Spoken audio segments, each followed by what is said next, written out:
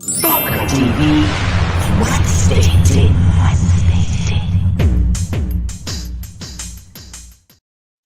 Hi, everybody. It's a Wednesday Ting, number 37 in the whole scheme of things. Welcome, and I'm happy that you are here to join me for today's show. I don't know what the situation is where you are watching. Let me know in the comment. I'm telling you that right here in the Netherlands, from one day to the next, autumn started. One day it was 28 degrees. The next day it was, I don't know what kind of temperature. It's cold, it's raining, it's windy, it is dark.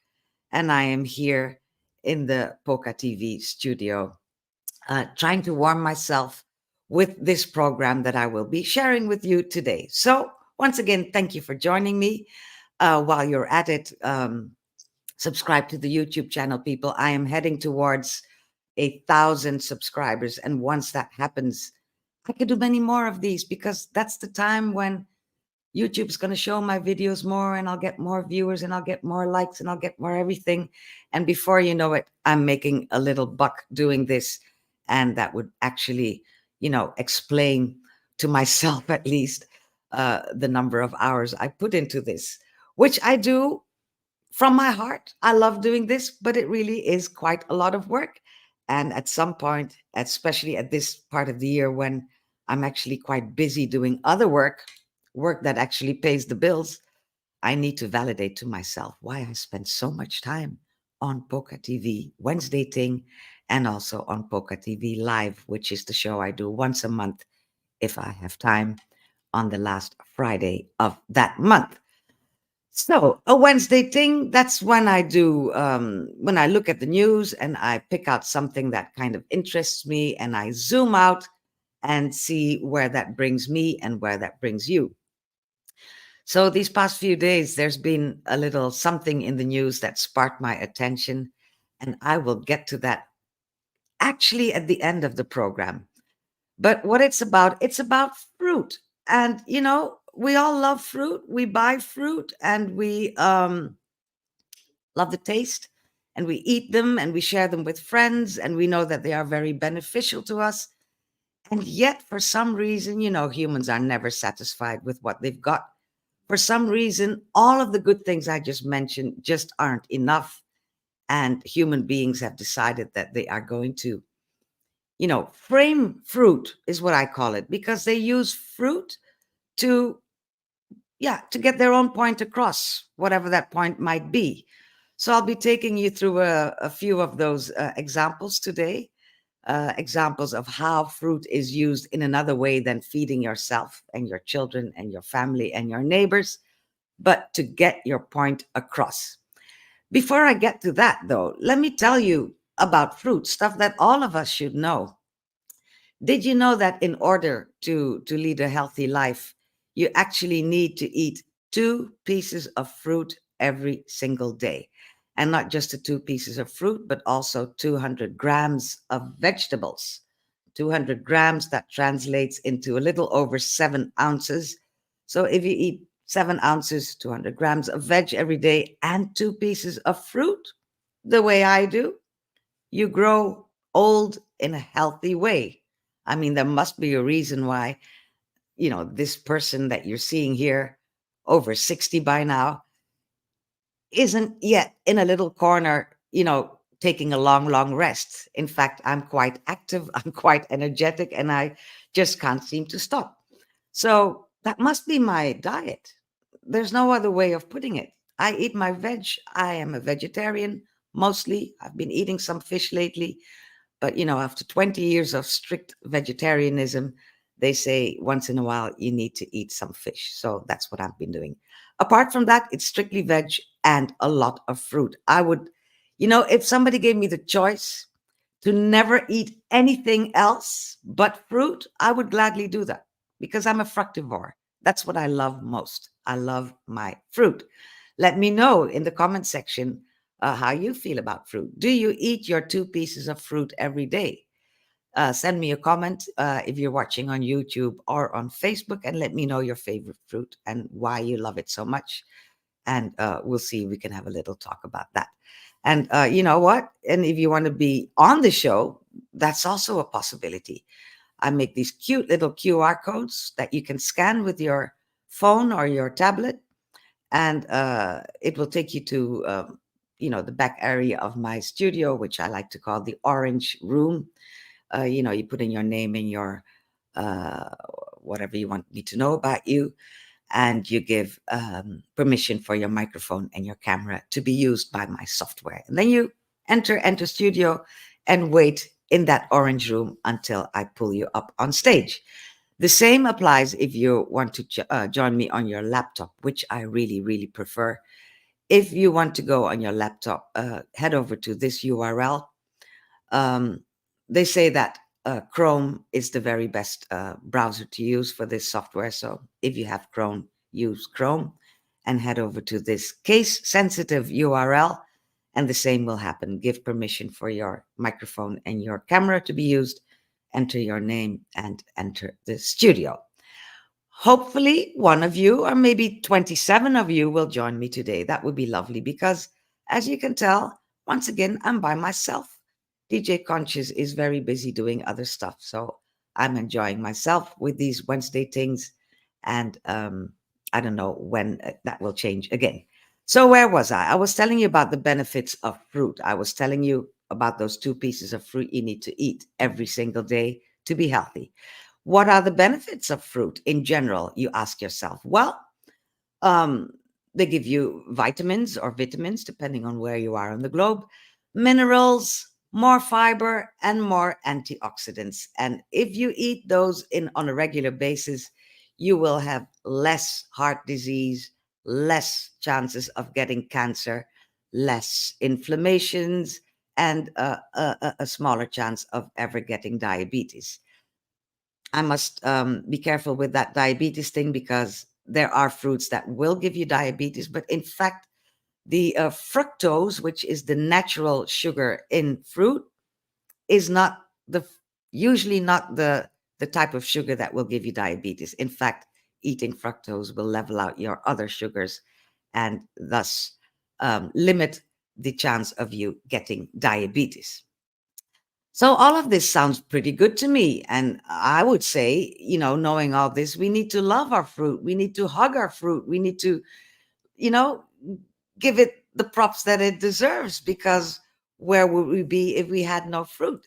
So love thy fruit, people. And while you do that, realize that it's not just the eating of fruits that humans do. Humans also feel the need to have fruits as a symbol of something that they wish to express to the world. The most common example, especially these past months, but it's been going on for years, the most common example of what I'm trying to tell you is possibly the watermelon. We've been seeing a lot of watermelons this past year, ever since uh, Israel and Gaza are at each other's throats. And the watermelon is there as a symbol for Palestine. I'm sure you've seen people carrying the watermelon on those days that they go out demonstrating against the occupation of Gaza and, well, the rest of the Palestinian areas in Israel. And you might have wondered why. I will tell you, of course I will, but I'm seeing somebody in the comment section here, and here is Adrienne saying, "Greetings, Poca." Hi there, Adrienne. Thank you for joining. If there's anything you need to share about fruits, the consumption of fruit, or the distaste of certain fruits, maybe even, or what is your favorite fruit, just let me know in the comment section, and you know how that goes. I will pull it up and we'll spend a little time chatting about that. I was telling you about the watermelon. You might have wondered why the watermelon is so prominently present in this huge conflict in Israel and Palestine right now. Well, here's a very small and short explanation of why that came to be. How the watermelon became a symbol of Palestinian solidarity. The sight of a watermelon is increasingly unsettling to Israelis, as the fruit has long been associated with the Palestinian struggle for freedom. It has now entered the digital realm. The use of the watermelon as a Palestinian symbol is not new. It first emerged after the Six-Day War in 1967, when Israel seized control of the West Bank and Gaza, and annexed East Jerusalem. At the time, the Israeli government made public displays of the Palestinian flag a criminal offense in Gaza and the West Bank. To circumvent the ban, Palestinians began using the watermelon because, when cut open, the fruit bears the national colors of the Palestinian flag: red, black, white, and green. The ban lasted until 1993, when the Oslo Accords loosened restrictions on Palestinians inside of Israel. So that's kind of clever. One wonders who came up with the idea. I mean, really, you need to be kind of clever to come up with something like that. The watermelon having the same colors as the Palestinian flag, and nobody can ever forbid you for walking the streets with a piece of watermelon. Really, if once that happens, we're over. We're done as humanity. We're done. If you can't even walk the streets with fruit, you know, that's it. That's it for humanity. We're done, like we say. Um, there's more to the watermelon, of course, than just being a symbol of the freedom fight of Palestinians. Watermelon is actually really, really good for you. It keeps you hydrated. It's really good for your skin, as I'm telling you. Even though I don't eat a lot of watermelon, the times I do, it will help keep my skin in order. Watermelon supports your immune system. I know many people who ate a lot of watermelon during the COVID pandemic, and rightfully so, because it gives you that boost. Your own body will help you fight disease. And apparently, watermelon is one of those fruits that really give your immune system a boost. Other than that, it will also help you with weight control, maybe because it fills you up so much and you kind of pee it out once you've eaten it. And you won't be hungry after eating a good piece of watermelon. So maybe that is the way why it will help you with weight control. On the other hand, it might well be that there are substances in the watermelon that will actually break down your fatty tissue and help you lose weight. If you find out anything about that, please let me know. Watermelon as art, as Palestinian art, I kind of enjoy these two paintings. I wonder what you think of them. It kind of looks better than a real watermelon to me because they're all shiny, and somehow, for some reason, right now, I feel like I want to bite in a piece of watermelon.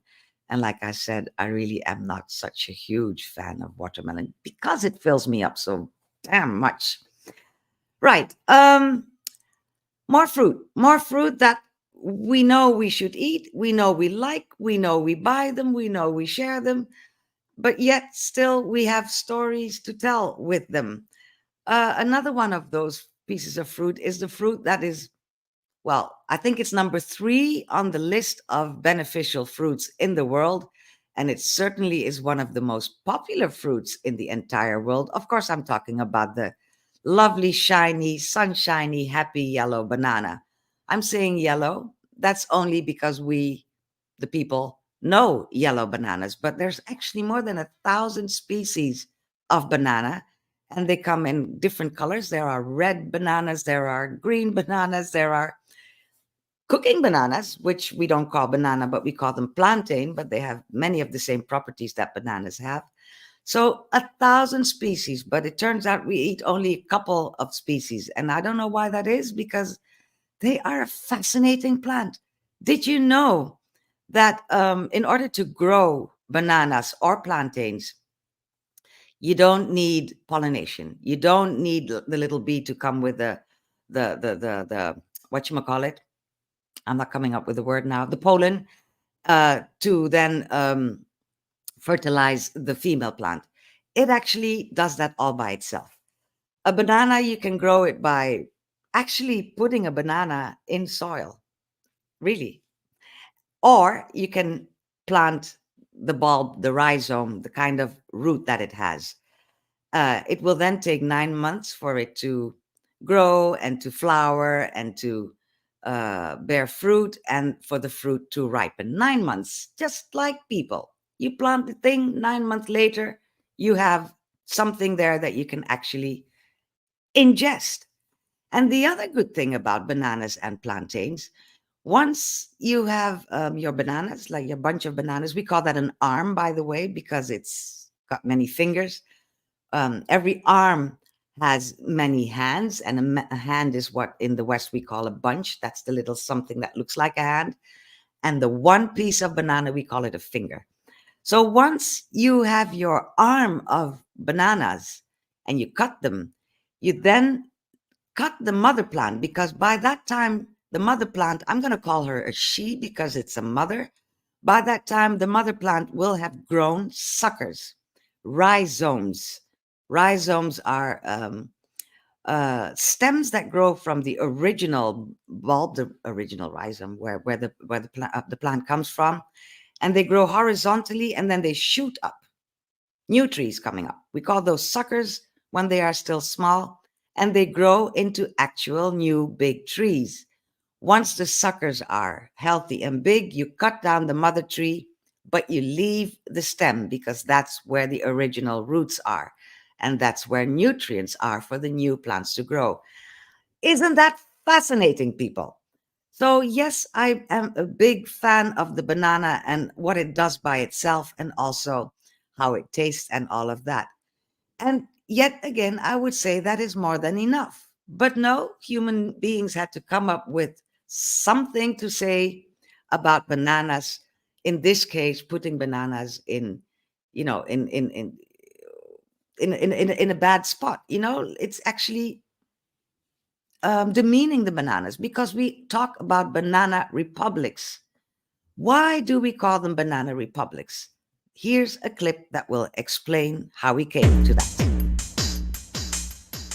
Our story begins during the turn of the 20th century in Central and South America. Agriculture's kind of a big deal right now. You've got a ton of little plantations all over the place growing bananas, sugar, pineapples, that kind of thing. And they're doing alright for themselves, no big deal. But then refrigeration happened and it changed everything. Because now produce could be kept fresh for way longer in transit, meaning the fruit companies could suddenly open up their business to the international market, their biggest new trade partner being the United States. This massive opportunity gave rise to three main companies, known as the United Fruit Company, Cuyamel Fruit Company, and the Vaccaro Bros. By growing, shipping, and selling fruit, these three firms made just obscene amounts of money, a lot of which went towards buying out smaller family-owned farms and plantations, till eventually the only competition that remained was each other. And then shit got real. The year is 1910. One of the companies I mentioned, Cuyamel, was doing most of its business in the country of Honduras, when the president of Honduras, Miguel Davila, decided to give a land grant to the Vaccaro Bros in exchange for helping to build some roadways. In doing so, they basically stole a bunch of Cuyamel's potential plantations and gave them to a competitor. So Samuel Zamuri, owner of Cuyamel, said to himself, "Dang, I hate those guys." So he used a portion of his McDuck-esque fortune to hire a mercenary army, which he gave to one of his friends, former Honduran President Manuel Bonilla, and together they overthrew the entire fucking government of Honduras. But then America saw this, and they were like, "Hey, that's not very freedom of you, young man." To which Zemery replied, "It's okay, we're gonna help this country succeed. After all, politics and business are essentially the same thing." With their interests secured, the businesses continued to thrive and expand. The national debt of Honduras got so bad that the government ended up not being able to perform a lot of its functions. So in response, the three fruit companies stepped in and said, "No worries, we got this," and decided to basically build the nation's infrastructure for them, including roads, railways, shipping lines, telegraphs, telephone lines, radio towers. They even switched the whole country off to the US dollar. Now, not only did they have total power over their plantations, but also a monopoly over nearly every major industry in the country. Many other Central American nations soon followed this pattern, creating a corrupt sort of symbiosis whereby the fruit companies get huge tax breaks and land grants in exchange for a modernized infrastructure and payoffs to the rich minority. And so, the banana republics were born. Surely the clan of banana shenanigans can't still be around today. Well, that's where you're wrong. They're still in operation, just under different names. Standard Fruit changed their name in 1991 to become none other than Dole Food Company. As for United, one day in 1976, their CEO decided he couldn't take the heat anymore, so he jumped out the fucking window. That's a real thing, look it up. Then some other guy bought the company and renamed it to, drumroll please,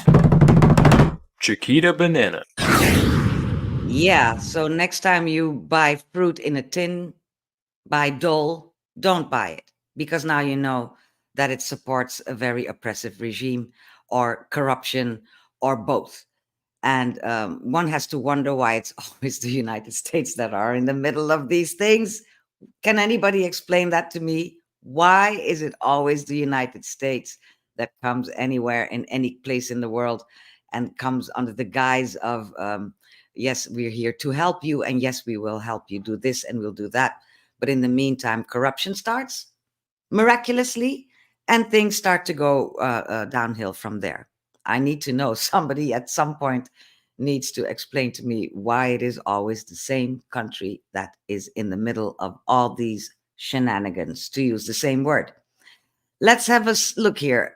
Here's my good friend Donna from Jamaica watching, telling me it's the anniversary, yes, it is, of the assassination of Peter Tosh, September the 11th of 1987. One can almost ask, just as what happened with Bob Marley, who was behind that assassination? Let's never forget that Peter Tosh and Bob Marley were very much against capitalism and colonialism and all kinds of isms and schisms. So I'm not pointing fingers here, but it's crazy the number of Jamaican revolutionary singers who kind of died or who were assassinated. Donna, just so you know, we're talking about the framing of fruit today. And I wonder if you have any favorite fruit or a fruit that you absolutely never eat because you don't like it or you have an allergy or I don't know what. What does Adrienne say? Adrienne says that that is why you have to remove the sugars if you plant in a pot. The suckers, she means, if you plant in a pot. The mother will die otherwise. She's referring to bananas and their suckers. In fact, I would say if you want to plant a banana for it to grow for you to eat, don't plant it in a pot. You can plant a banana in a pot because it's such a beautiful plant. But if you actually want to eat the thing, you know, go to the tropics where they grow naturally and put it in the ground there, give them space. And bananas actually like growing in a bunch. They like to grow trees next to each other. I don't know, maybe they talk to each other. Maybe they sing lullabies at night while we are all asleep. I don't know. But bananas actually like to grow together and keep each other safe from wind and other stuff. Um, Adrian also says the Chinese are doing the same as the United States, but it's a different kind of story. I'm not saying the Chinese are holy, Adrienne. Yes, they are, but at least they pay for the stuff they come to get from any country where they um, settle and build roads and build airports, and I don't know what else. They never came and dug holes and came and took out the gold and the coltan and everything else and just ran. You know, that's the difference for me between Chinese settlers and American, because Americans settle all over the world. I don't know what else you would call it. We were talking about the bananas. Let me tell you about some of the many, many, many benefits of bananas and plantains.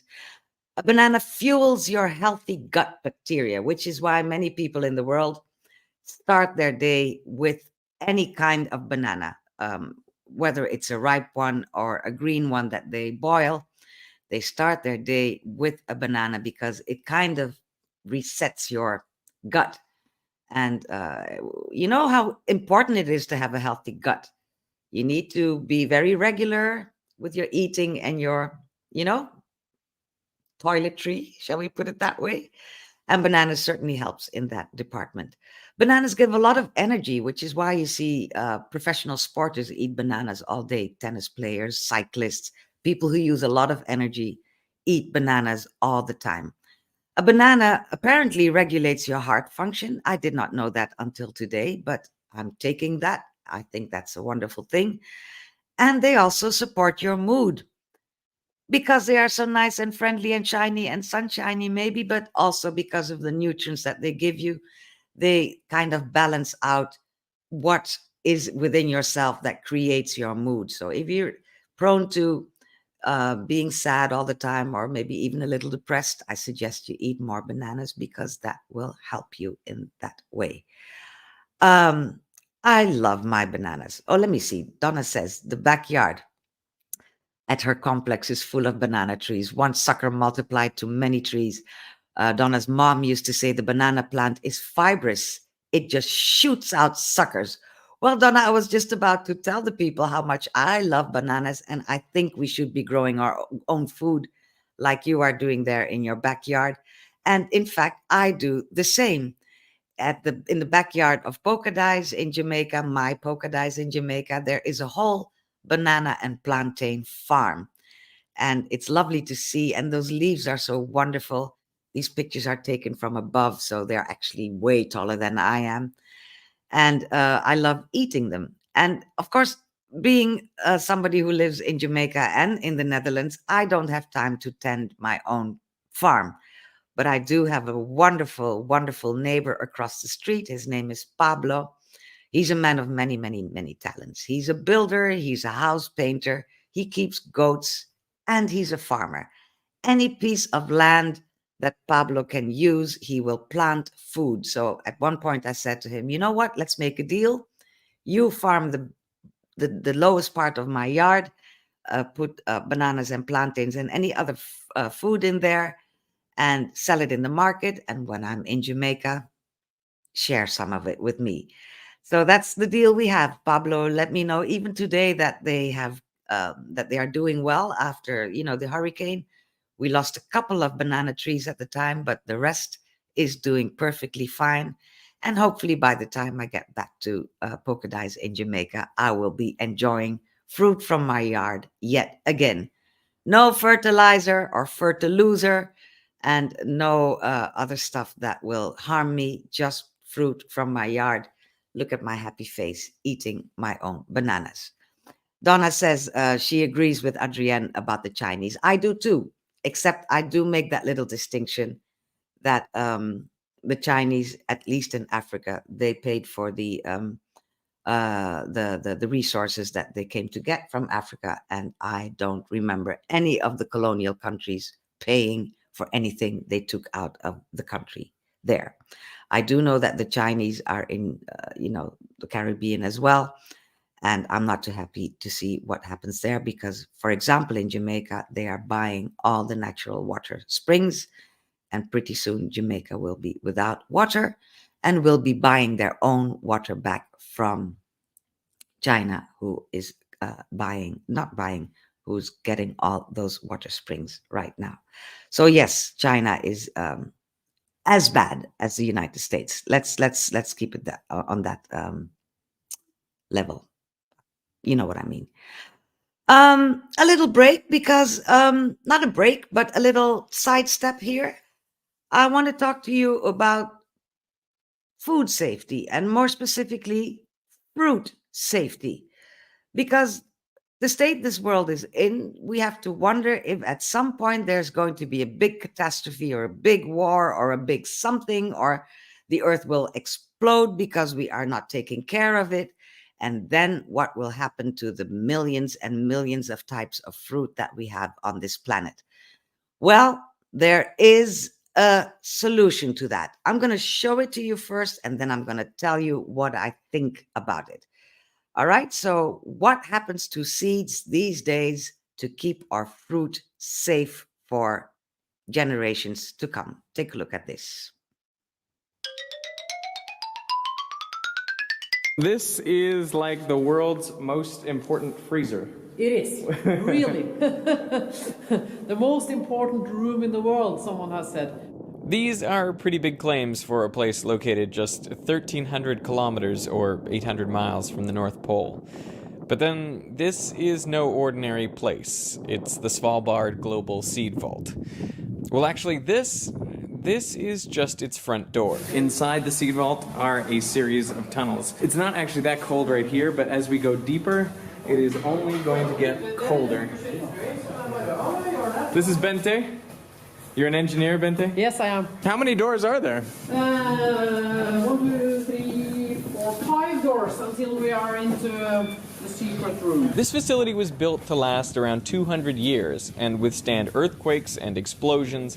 It was placed on the side of a mountain, so even if all the ice on Earth melts, it will still be above sea level. Would there be seeds for some crops that people might consider illicit, like marijuana? That is said that shall not be in here. No drugs and also no gene-modified material. No genetically modified seeds go in here? Yeah, Norway has asked for that not genetical material is kept in here. So has anyone deposited anything that's really odd or weird? No, nothing weird is in here, but we get some questions from people who want to put in their own private seeds. I also have had letters from men wanting to put their gene material in here. That is really strange, and we don't answer those. And behind here, there are nearly 1 million different varieties of seeds from all over the world, kept at minus 18 degrees Celsius. And here you see North Korea is placed on the same shelves as the USA. It's just on the back there. It's on the back Yeah, side. and you have South Korea just on the back. So here they are like in small United Nations, deep in the mountains of Svalbard. One day there may be over 1 billion seeds stored inside this mountain, representing the vast majority of Earth's agricultural diversity. So, yeah, while I think it's a good idea to safeguard seeds for posterity, there's many questions I have to ask. This is not the only vault in the world. I believe there are 12 of them. And my question about them is nobody actually checks what's in those crates.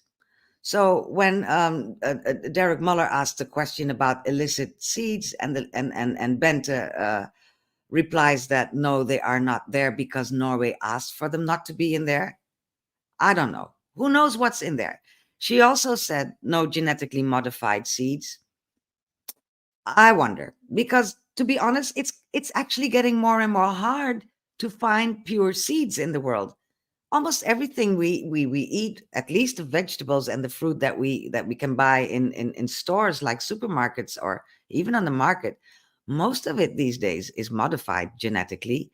So how, I wonder, does Bente say that she knows for sure that there are no genetically modified seeds in there? Who controls the seeds? Who will distribute the seeds when calamity strikes this world? What kind of war can we expect once there are no more, there's nothing growing on this earth and we need those seeds to replant the world? Who will control that?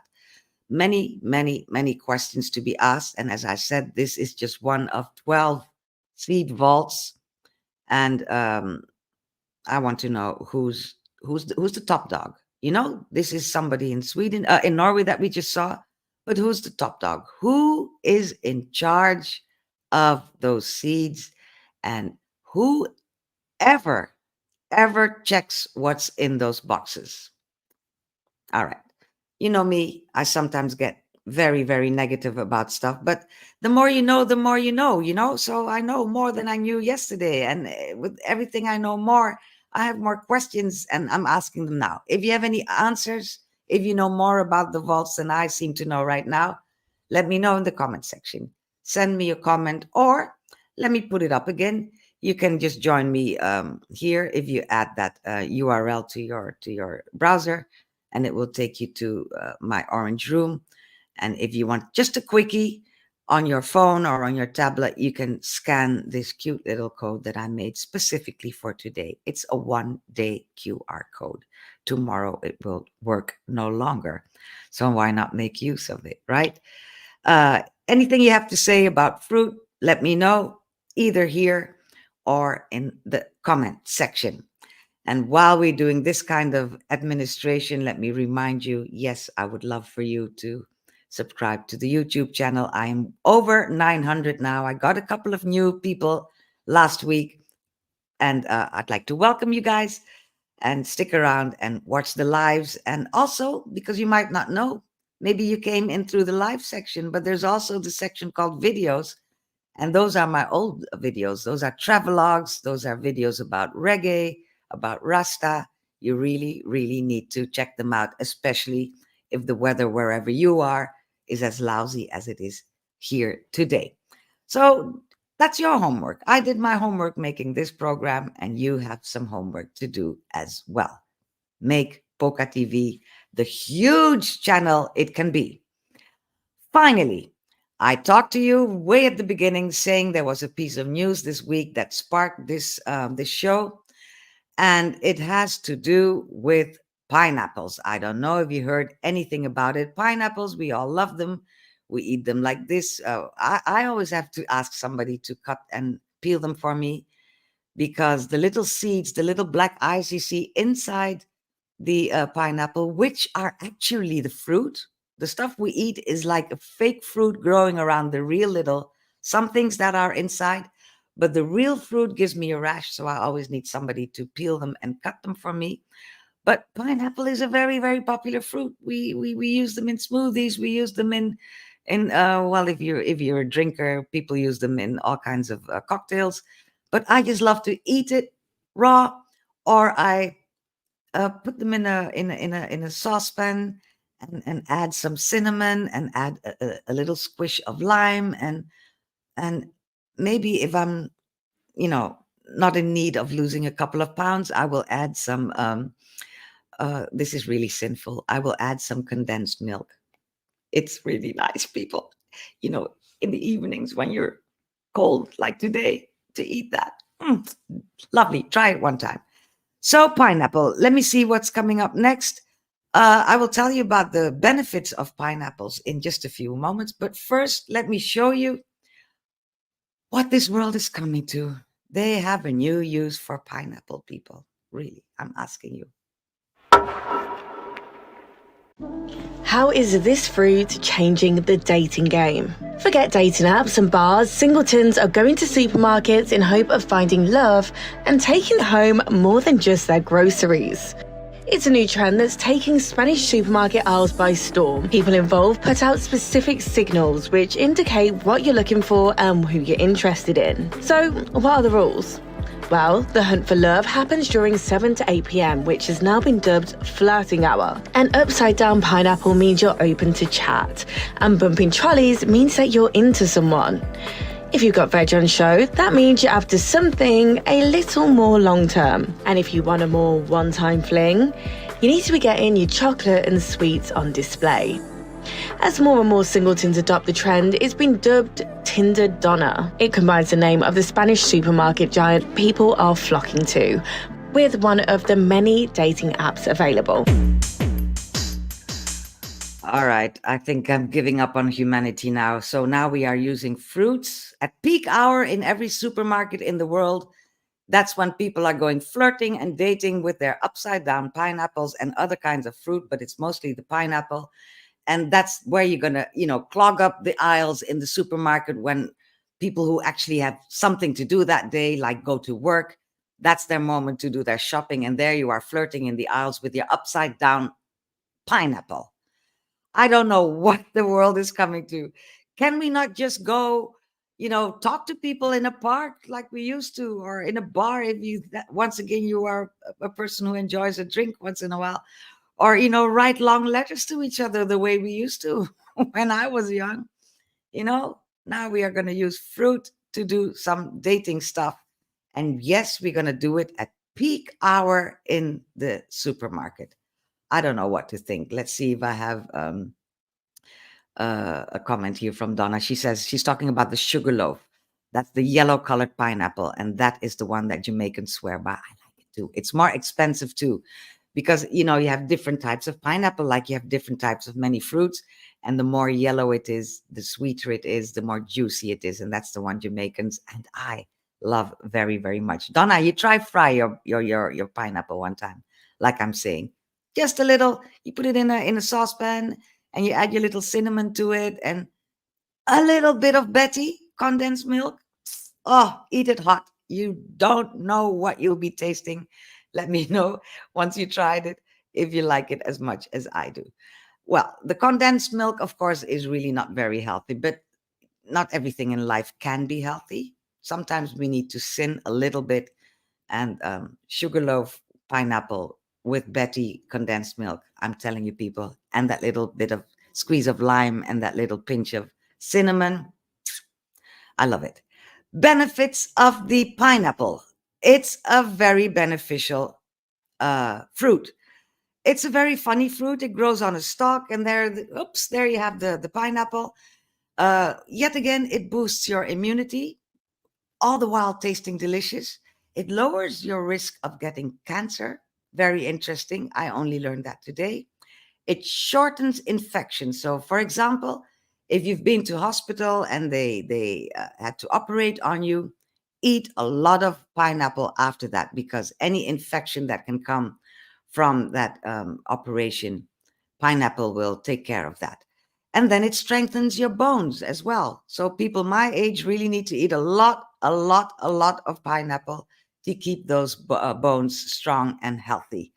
Lovely fruit, except for the rash that I get. But in places like Jamaica, when you buy your fruit, the fruit guy is, he carries a big knife. And if you, ask him nicely and give him a tip, people, give him a tip, ask him to peel your pineapple for you. He will do so holding the spiky bit. He will never touch what you're going to eat. His big knife will peel the thing. He asks you to hold up a plastic bag while he cuts it into little pieces. You tie the knot of your plastic bag and you go home and eat your pineapple. And I forgot to tell you, before he cuts it, he takes out those little black things in the pineapple that give many people a rash, including me. And yet again, those little things that give me the rash, they are the actual fruit. What we eat, we call it false fruit. I don't know if that's the English word, but that's the word I'll be going by today. So, yeah, I guess that's it for today. 40 minutes yet again, 41. Okay, I'll take that. Um, I have to tell you that next week I have to skip. I cannot do a show next week because I'm swamped with work, and there will be no. I'm actually working on Wednesday next week, so there is no way that I can do a Wenzzzday Ting. So I'm planning the next one on September the 25th. But you see the question marks there. I cannot guarantee that I will be doing one then. It will all depend on how busy I am in that week. All I know is this is my busy time of year, so you'll just have to keep up with my posts. And once you subscribe to the YouTube channel or like the Facebook page, automatically when a new live is coming up, live or a Wenzzzday Ting. So just do yourself a favor and become part of this little community. I'm aiming for September the 25th, but don't shoot me if I can't make it then. Let me leave you with a little thought. Enjoy your fruit, eat more of it, because people are obsessed with meat, and they are obsessed with starch, and they are obsessed with sugar and salt. Go less on those, eat more veg and eat more fruit. You will thank me later. You will enjoy doing it.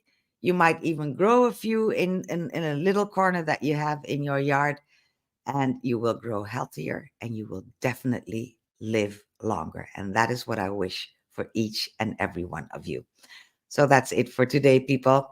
Thank you for joining me. I really enjoyed this little small stint with the fruit, with the framing of fruit. Hope you enjoyed it too. Spread the word, like the video, share it with others if you feel that they could benefit from it.